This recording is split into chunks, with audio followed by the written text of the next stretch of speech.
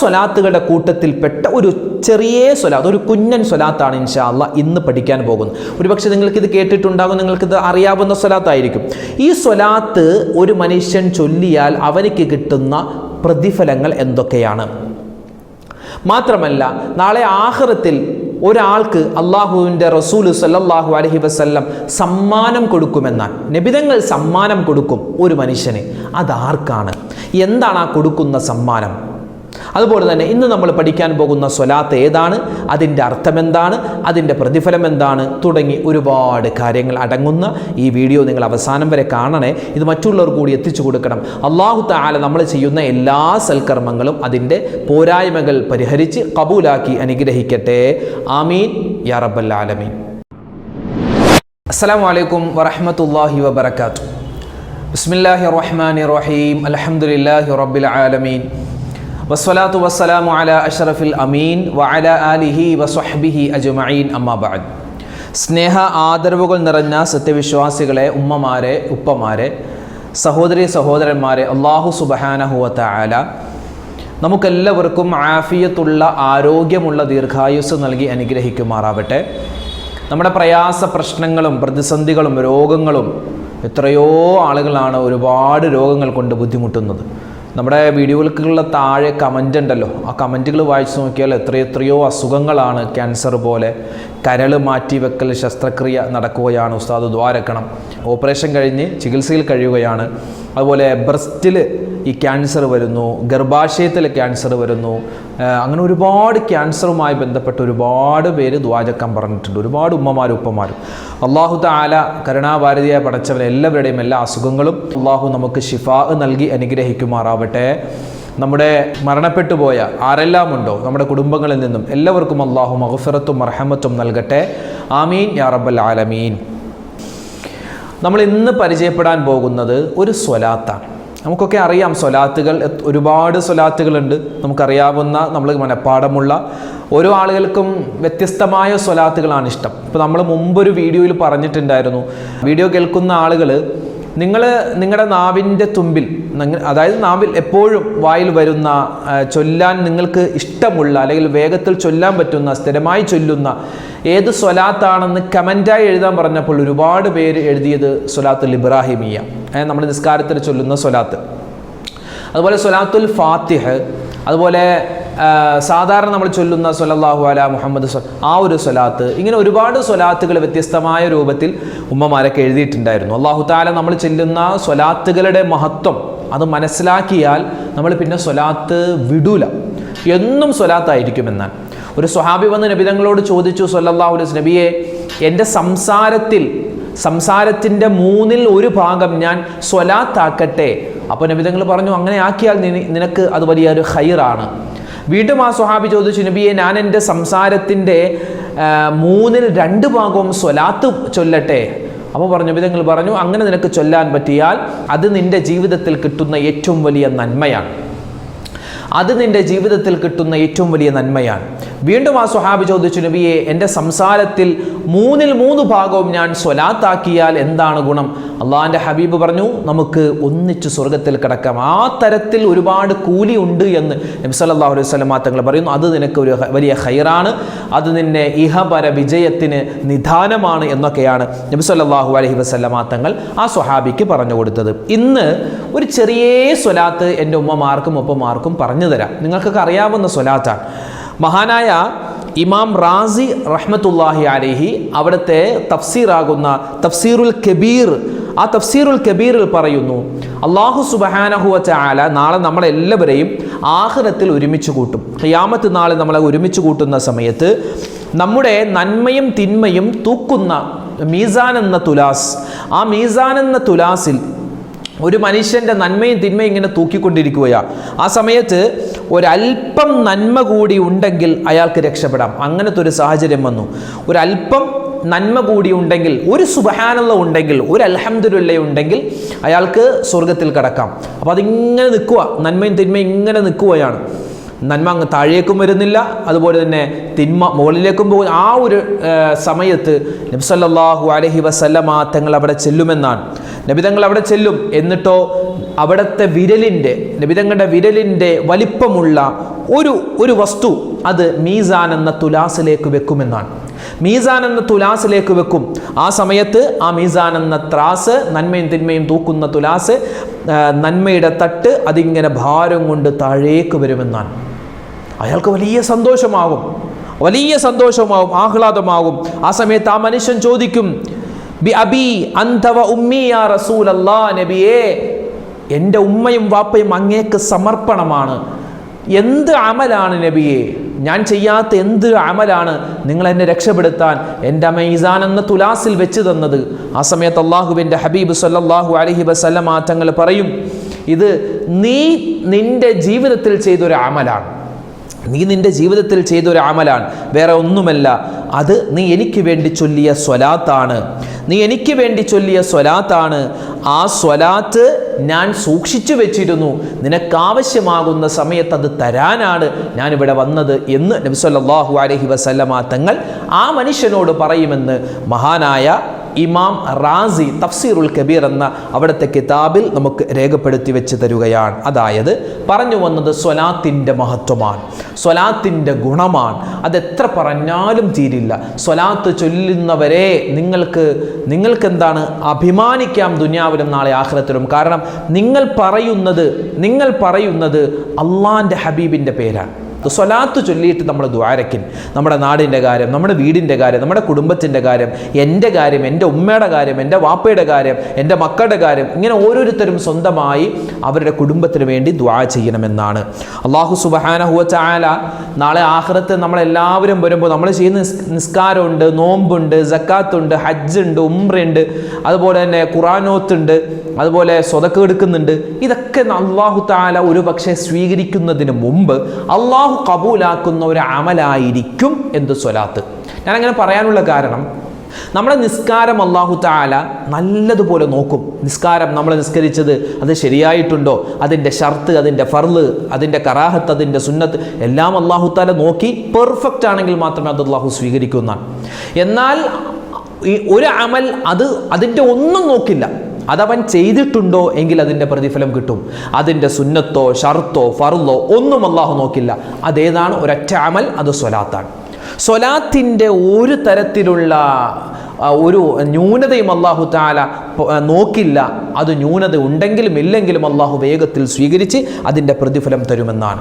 മഹാനായ ഇമാം ഷാഫി റളിയല്ലാഹു തആല അൻഹു, മഹാനായ അബൂ ജഅഫർ ത്വഹാവി റഹ്മത്തുള്ളാഹി അലൈഹി പറയുകയാണ്, മഹാനായ ഇമാം ഷാഫി നമ്മുടെയൊക്കെ മദ്ഹബിൻ്റെ ഇമാമാണ്.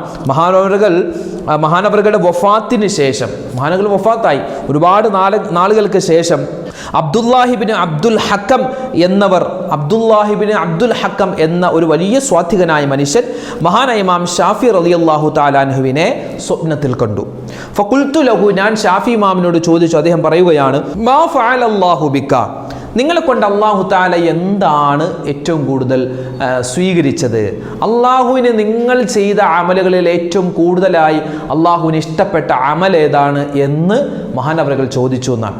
അപ്പോൾ മഹാനായ ഇമാം ഷാഫി തങ്ങൾ പറഞ്ഞത്, ഫഖാല, മഹാനവറുകൾ പറഞ്ഞു, റഹ്മനി വ ഗഫർലി റബ്ബി, അല്ലാഹു തആല എനിക്ക് കരുണ ചെയ്തു, അല്ലാഹു എനിക്ക് പുറത്തു തന്നു, മലക്കുകളുടെ അകമ്പടിയോടുകൂടി സ്വർഗത്തിലേക്ക് എന്നെ ആനയിക്കപ്പെട്ടു. അപ്പോൾ ചോദിച്ചു, നിങ്ങൾക്ക് ഇത്ര വലിയ സ്ഥാനം കിട്ടാൻ കാരണം നിങ്ങൾ എഴുതിയ കിതാബുകളാണോ? നിങ്ങൾ ഒരുപാട് കിതാബ് എഴുതിയിട്ടുണ്ട്, ആ കിതാബ് എഴുതിയതാണോ? അല്ലെങ്കിൽ നിങ്ങൾ ചെയ്ത ഇബാദത്താണോ? നിങ്ങളുടെ നിസ്കാരമാണോ, നോമ്പാണോ, സ്വതക്കയാണോ? ആ സമയത്ത് മഹാനവറുകൾ പറഞ്ഞു, എനിക്ക് അതൊന്നുമല്ല. എൻ്റെ നിസ്കാരവും നോമ്പും സക്കാത്തും അതും ഇതുമൊക്കെ സ്വീകരിക്കുന്നതിന് മുന്നേ അല്ലാഹു തആല എന്നിൽ നിന്നും കബൂലാക്കിയ ഒരു അമലെന്ന് പറഞ്ഞാൽ മഹാനവറുകൾ പറയുന്നു, എൻ്റെ ഒരു കിതാബുണ്ട്. ആ കിതാബിൻ്റെ അവസാനം ഞാനൊരു സ്വലാത്ത് എഴുതി വെച്ചിരുന്നു. ആ സ്വലാത്ത് എഴുതി അത് ഞാൻ സാധാരണ ഓരോ കിതാബുകൾ എഴുതുമ്പോഴും അതിൻ്റെ അവസാനം ഒരു സ്വലാത്ത് കൊണ്ടുവരാറുണ്ട്.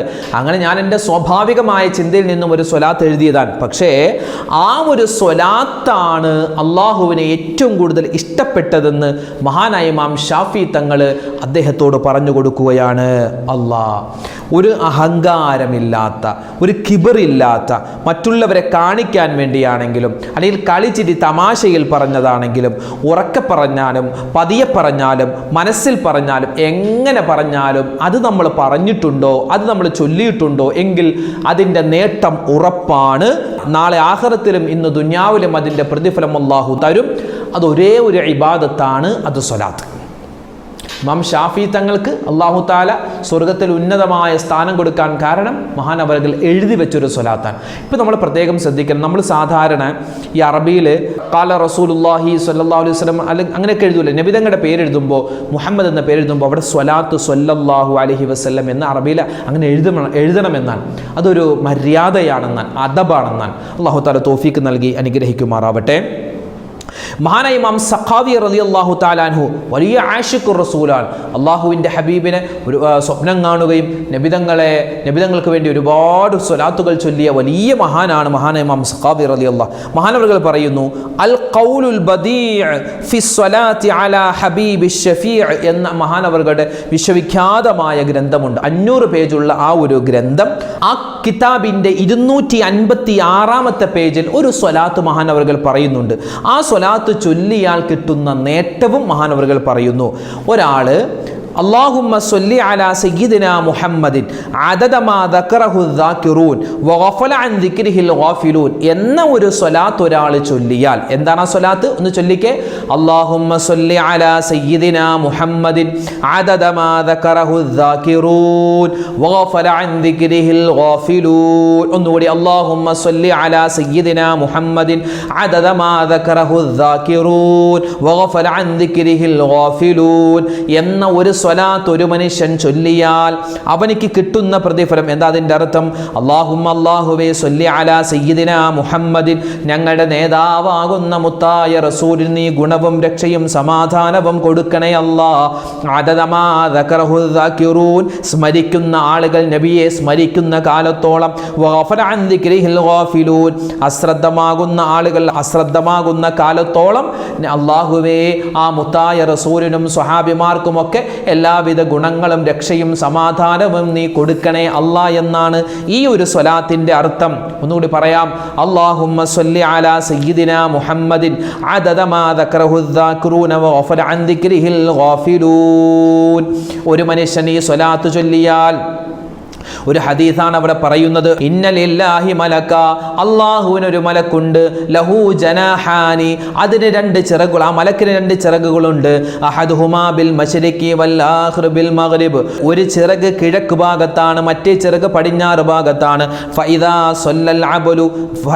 സ്വല്ലൽ അബ്ദു അലയ്യ ഹുബ്ബാ, നബിതങ്ങൾ പറയുന്നു, ഒരു മനുഷ്യൻ സ്നേഹത്തോടെ ഇഷ്ടത്തോടെ എൻ്റെ മേലിൽ ഒരാൾ സ്വലാത്ത് ചൊല്ലിയാൽ, അതായത് ആ മലക്കുണ്ടല്ലോ, ആകാശഭൂമികളുടെ വലിപ്പമുള്ള ചിറകുള്ള മലക്ക് അതെന്തെയും വെള്ളത്തിൽ മുങ്ങുമെന്നാണ്. വെള്ളത്തിൽ മുങ്ങി അത് എഴുന്നേറ്റിട്ട് അതിങ്ങനെ അതിൻ്റെ ചിറക് കുടയുന്ന സമയത്ത് ഓരോ തുള്ളി വെള്ളത്തിൽ നിന്നും ഓരോ മലക്കിനെ അല്ലാഹു തആല സൃഷ്ടിക്കുമെന്നാണ്. എത്രയാ? 300 ആണോ, 3000 ആണോ, 3 ലക്ഷമാണോ, 3 കോടിയാണോ, 30 കോടിയാണോ, 3 ലക്ഷം കോടിയാണോ, നമുക്കൊന്നും പറയാൻ പറ്റില്ല. ആ എത്രമാത്രം തുള്ളികളുണ്ടോ ആ ചിറകിൽ അത്രമാത്രം മലക്കുകൾ അല്ലാഹു തആല അവൻ്റെ അനുമതിയോടുകൂടി ആ മലക്കുകൾ ഇങ്ങനെ എഴുന്നേക്കും. എന്നിട്ടോ യസ്തഗ്ഫിറു ലിദാലിക്കൽ മുസല്ലിയ അലയ്യ ഇലാ യൗമിൽ ഖിയാമ, ഖിയാമത്ത് നാൾ വരെ ആ മലക്കുകളെല്ലാം ആ എൻ്റെ മേൽ സ്വലാത്ത് ചൊല്ലിയ മനുഷ്യന് വേണ്ടി അയാൾക്ക് ഇങ്ങനെ ഇസ്തിഗ്ഫാർ പറഞ്ഞുകൊണ്ടിരിക്കുമെന്ന് നബി സല്ലല്ലാഹു അലൈഹി വസല്ലമ തങ്ങൾ നമുക്ക് പറഞ്ഞു തരുകയാണ്. അതുകൊണ്ട് എൻ്റെ ശബ്ദം കേൾക്കുന്ന ഉമ്മമാരെ, ഉപ്പമാരെ, ഈ ഒരൊറ്റ പ്രതിഫലം മനസ്സിലാക്കിയാൽ മതിയല്ലോ. മലക്കുകളുടെ ഇസ്തിഗ്ഫാർ കിട്ടുന്ന, മലക്കുകൾ പാപമോചനം തേടാൻ നമ്മളെ പ്രാപ്തമാക്കുന്ന ഒരു സ്വലാത്താണ് നമ്മളിവിടെ പറഞ്ഞത്.